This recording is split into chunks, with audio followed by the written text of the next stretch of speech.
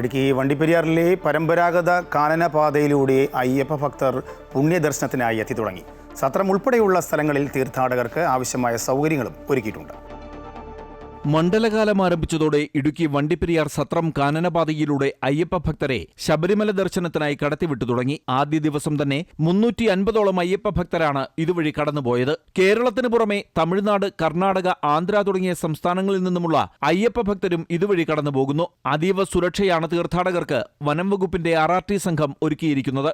വന്യമൃഗ സാന്നിധ്യം നേരത്തെ മനസ്സിലാക്കി അതിനുള്ള വേണ്ടത്ര മുൻകരുതൽ എടുക്കുന്നതിനുള്ള ടീമുകളെ എല്ലാം തന്നെ നമ്മുടെ ഈ സത്രം മുതൽ സന്നിധാനം വരെയുള്ള എല്ലാ സ്ഥലത്തും വിന്യസിച്ചിട്ടുണ്ട്.